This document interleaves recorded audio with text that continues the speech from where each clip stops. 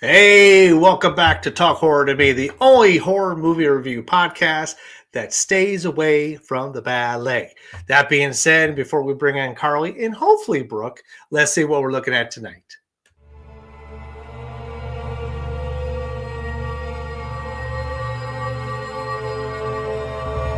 Tonight, we review Abigail. Abigail is a 2024 American vampire horror comedy film directed by Matt Bettinelli-Olpin and Tyler Gillett, and written by Stephen Shields and Guy Busick. It stars Alisha Weir as the title character alongside Melissa Barrera, Dan Stevens, Kathryn Newton, Will Catlett, Angus Cloud, and Giancarlo Esposito. In Abigail, a group of would-be criminals kidnaps the 12-year-old daughter of a powerful underworld figure, holding her for ransom in an isolated mansion. Their plan starts to unravel when they discover their young captive is actually a bloodthirsty vampire.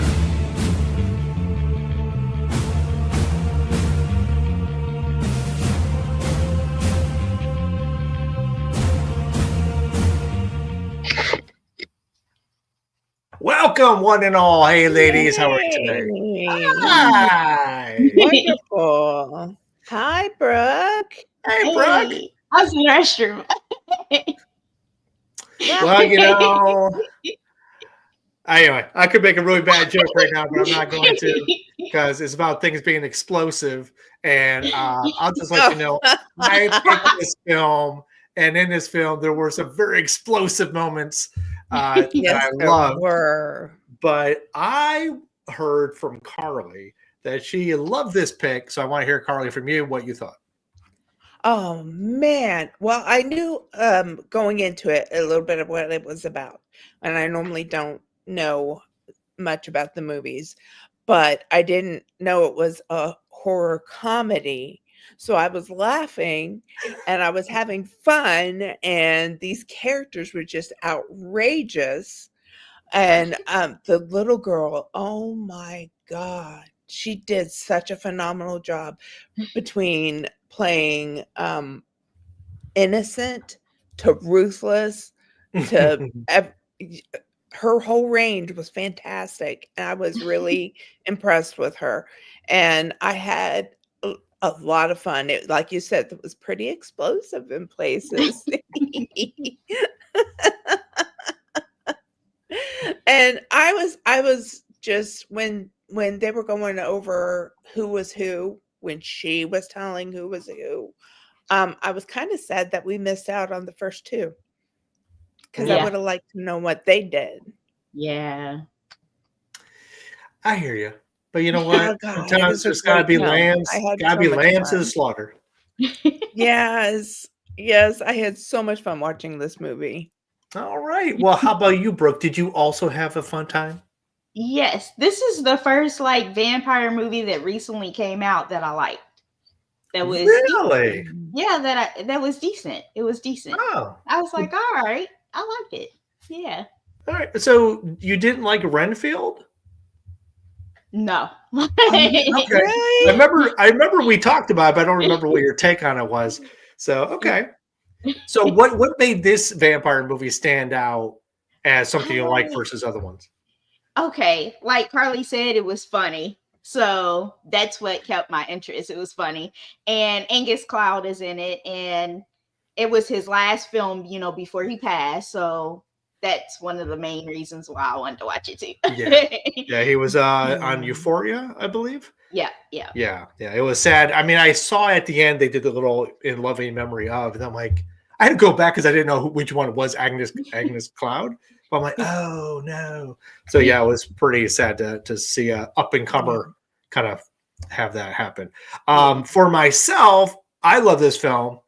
It was funny, but not too funny. Not like scream funny. It reminded me, and Brooke, you can tell me if you feel the same.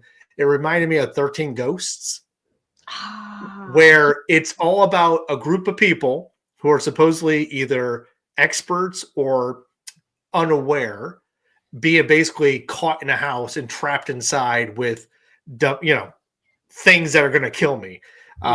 This is very much, it reminded me of that. It reminded me of The Haunting of Hill House. It reminded me of aliens, all these things where people go in thinking they know what's up and then basically get decimated by the end because of unforeseen force that they couldn't control or understand.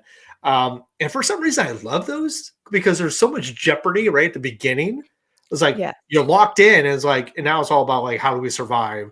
And I love films that that's the premise because that is the tension. The tension is like, how do I survive the thing? And in this case, they had a little bit of trouble. I'll have to say, they had trouble. But I liked it. It was pretty clever. The cinematography, I've watched it twice.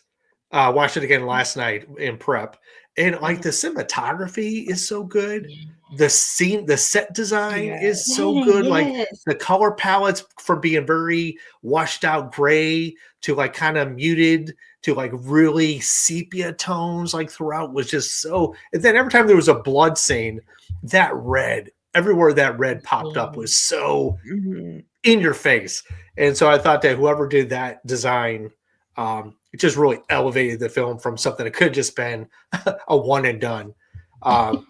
Story was tight. The characters were cool. Like you said, to get to know them and you want to know more about them, even though it didn't last. So for me, I had a hell of a good time watching this film. And like you said, Carly, I think her name's Alisha Weir. I don't know if I had that right. But the one playing the little girl, amazing. The only thing is once you knew who she was, like you did believe that little innocent crap anymore. You knew it was all that. And yet people still fell for it. I don't understand why people are like that. And it was nice to see if anybody know Witches, the series Witches. That the guy who plays the main vampire in that was the father in this. Discovery of Witches. Discovery of Witches. Thank you. To see him play like a vampire, but not cool and refined, but more like powerful and a little more, aggressive and ferocious. So I liked him playing that role was cool. I had a good time. I had a really good time. So I'm definitely going to have high marks for this one. Oh yeah. It kind of reminds me of From Dusk Till Dawn. Yes, that too. Yeah, we're all trapped somewhere. What? With George Clooney and is Salma Hayek? No. Okay, well we'll keep that in mind. I guess we know what we're going to be adding to the list for 2025. So right. Did you guys notice like the paintings on the wall? Yeah, it was her. Yeah. And the statue. Because Angus, I don't remember the Rat Pack names of everybody, but Angus Cloud, he saw the little girl painting or picture or drawing in one of the rooms. And I think they held on it a long time so that we recognize like, oh, that's. I even think that the picture of the guy, the hat, and the young girl is also probably the two of them in sculpture form. Yeah. So that's the way I see it. But enough of that. What's our favorite moments? Yeah. I mean, we've gotten away from doing our favorite kills because we keep watching movies that are more psychological and nobody ever dies. But, we could go back to a good old-fashioned, what was your favorite kill? So, that's Carly. easy. Okay, Carly, go ahead. Heads are going to roll. Okay. That first one. Man, that was. Oh, you stole mine. Okay. Oh, well, all right. I'm sorry. All right, so Brooke, we'll let you take a moment to like center yourself. I'm going to say, man, there was some good ones. There was. Yes. I want to say it was Sammy in the library with a silver platter. Okay. Was that Sammy? Okay. The hacker girl. Yeah. I thought that was pretty epic. I mean, they were all like toward the end, they were all getting boisterous and blah. So, I mean, the more splatter, the better. Okay, Brooke, how about you? Okay, so I guess since y'all both took mine, I'm going to do. I'm going to do whenever he was down in the basement with that guy that was already a vampire. Like she turned him into a vampire already. So he turned the other guy into a vampire and was like, "If you gang up with me, and we can both take her down." That was my favorite part. That was good. Okay, that was Lambert. That was Lambert, Carlo Esposito. Mhm. What did you think of the overlap of the kind of almost like the usual suspects motif, where there was like this criminal underworld figure that was larger than life, that was somehow killing off all their enemies? I mean, it kind of fed into the story toward the end a lot tighter than expected. But Mhm. I don't know, what do you think about that when they were like, oh, everybody was starting to freak out, like trying to get out of the place? Yeah. Carly. Well, I made me wonder who this guy was. You know, they said urban legend, et cetera, and they didn't really say what he did. They didn't say, you know, what happened. Just that what I caught was just that it was an urban legend, and you got to beware of this guy. Well, he apparently had killed 3 people. He slashed through 3 people in protective custody that were gonna like go against the family, the crime family. So that was part of the myth. It seemed like a good way to get everybody freaked out because it's believable, because we didn't know about Abigail yet. Or we kind of knew what was going on with Abigail, but not as much as we thought. But man, I guess $7 million is a lot to keep you in a locked house for a long time. $7 million each. Yes. How about you, Brooke? How'd you feel about that secondary story arc? It was interesting. It definitely added on to the movie, so it made the movie, in my opinion, better. All right. I definitely like that story. All right. Well, then we will talk about pros and cons now. I don't have a motif for that, so I will start since you both had gone kind of. My pro again was the tightness of the film, fast pace. It doesn't drag much at all. It starts gangbusters at the very beginning. The cinematography and set design was fantastic. It had this like this 4% edge of campiness that was like kind of perfect. It was just the right amount to put into the mix, into the recipe, versus it being so over the top campy that you're kind of like, okay, as long as it makes me laugh, it's good. But in this case, I wasn't reliant on the comedy aspect of the horror to keep me going. If I had any con about a film, and this is more of like kind of like a writing aspect of it, it's like, how do you get a house that you can get to do all the things it did? Like all the shutters closing in. I mean, it's like, that's pretty extensive. I understand you're a vampire with hundreds of years of wealth to do these things, but come on, clean out your pool once in a while. That's all I'm saying. Clean out the pool once in a while. Bring in I don't know. I'm just saying a hazmat crew can take it out. You can get the water just right, pH balanced, and you can swim in it again. That's all I'm saying. Okay. How about you, Brooke? Pros and cons. Swim at night. Nice swims. Come on. Okay, so my pros was how they made the vampires, how they wasn't like sparkly vampires, how they were like actual vampires. Oh, no. So I like that aspect. And then the con, I would say I don't really have a con. I like you don't have to.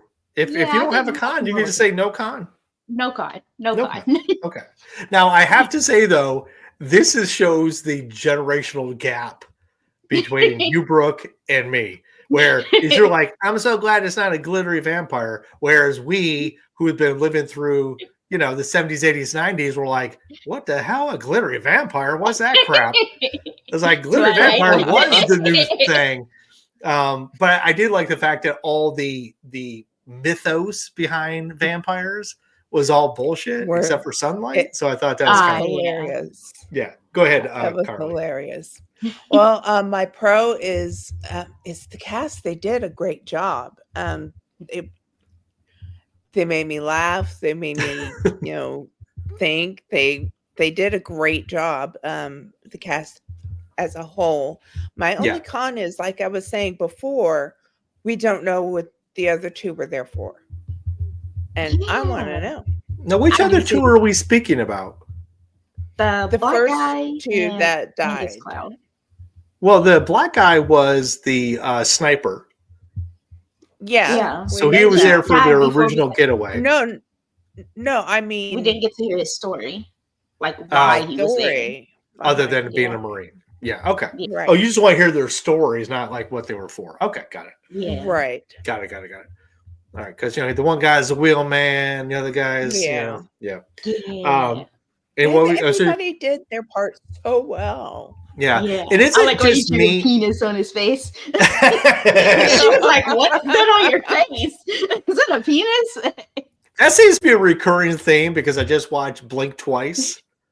Oh, And yeah. also that was drawn on somebody's face in the film, and I thought that was hilarious. That it seems to be now coming around again as something funny to do. Which brings me to my question for you, Brooke, because you are younger than I. Maybe you know these people more so than I do. I don't. Other than Giancarlo Esposito and Kevin Durand, I didn't know anybody in this cast from anything else. So I didn't know. Excuse me? I said I didn't know. That's what I Joey said. was from Scream. The I don't newer know. Screams. Which I one? haven't Scream watched the new 25? Scream. I haven't watched the new Scream, so I'm only yes, watched, that's the like, thing is like I didn't 3. recognize anybody. So other We than did like it the for old timers. We did it for Talk Horror to Me. All right, don't I hate my That's memory. funny. Do not dog on my memory. I'm just saying this was a question to Brooke, mind you, Carly, not for you. Because I was thinking like, wow, I really don't know anybody. And sometimes having quote unquote unknowns makes the story better because you don't like walk in with like, oh, I know he was in this. He was in Breaking Bad. He was in blah, blah, blah. I like it when I don't know them from other things. So other than Carly lambasting me with like, he was in Scream. And obviously Angus was from Euphoria. And that's why because I read it, not because I saw it. Was this cast more for your generation of like, oh, I know these people, like the main character, the final girl. Do you know her from something else? Or are these all pretty new actor and actresses? Pretty new to me. I haven't seen her in anything. Okay. Maybe Carly the looks girl like she's going to say something. What's that? Maybe the girl that ended it with her. I think I've seen her in something. The girl with the black hair. Okay. I think I've seen her in something. See, Carly obviously knows from. Scream. Which Scream though? There's like 7 of them or 6. I only made it to 3. If you say Jennifer Ortega, I know her.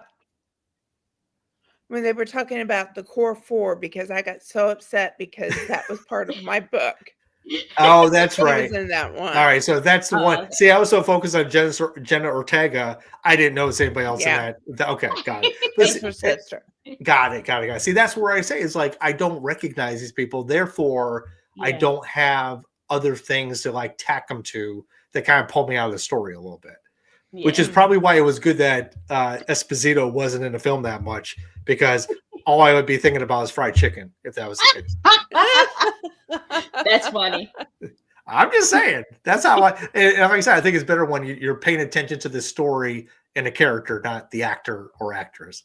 So, I mean, that's just me. That's just me. I just, but you kids apparently they know all the things. Kids.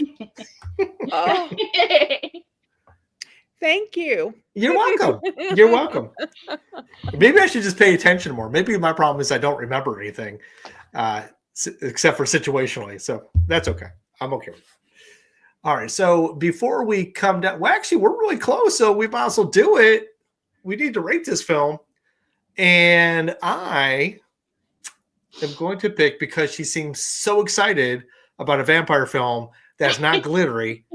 I'm going to go with Brooke. Okay, so I didn't really have any cons, so I'm going to rate it a 5.0. I liked it. 5.0 dancing dead bodies, I guess. Oh, that was so funny. Dead body.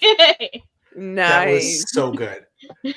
The fact that it didn't look cheesy, and that's another thing. It was funny, but not cheesy. So the fact that she's twirling around a decapitated body, it worked in so many awesome ways. Yes. So, wow, a 5.0. So now, all right. So what would you have given Twilight, Brooke? Twilight, like a 2.5. Okay. All right. So she likes this film twice as much. All right. Carly, what do you give this film? Yes. Well, Nothing is perfect. Well, I take that back. I've seen a lot of really, really good movies. I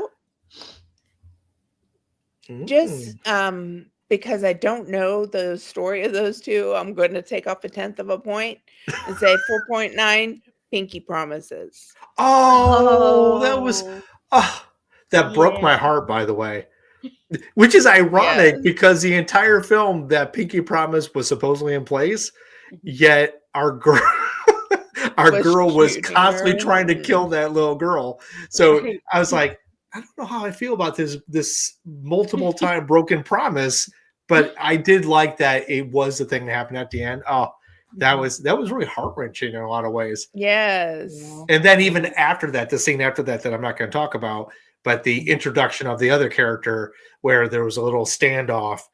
I like the fact that there was kind of like that ingratiation of the two as a bond. I love that. I thought that was great. There's so many good things to say about this film.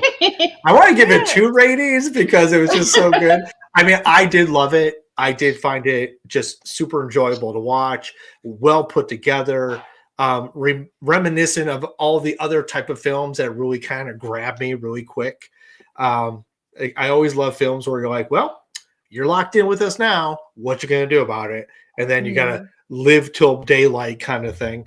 And in this case, you know what? I mean, is it a 5? For people who like this, yes, it's absolutely a 5. Do I want to take anything off for it? No, because I really don't have a lot of cons either. So I will be super generous, give it a 5. And I want to do it twice because it was that good. I want to say 4 hands are better than 2. Out of 5. That's what I want to rate this because I mean that was really, again, it was a weird movie to be so funny and be just sticky with like the over the topness of the deaths and the killings. But the fact that was like that just brought everything home, like really grounded it. So I want to do that, and I also want to give it 5 very reflective silver platters. Because again, that goes back to my favorite kill. I just feel like, and there was also the thing, I don't know if you noticed this at the end, spoilers, she gets that freaking, thing through her chest, her like under her shoulder, sticking her to the wall. And so I have to ask this question because I'm not sure if I caught it correctly. Did she heal because she got bit? Yeah, that was what I took from, because she was like, "Oh, wait," and they didn't talk about it, but she just kind of rubbed the area as if she cleared it off, and all of a sudden it wasn't a wound anymore.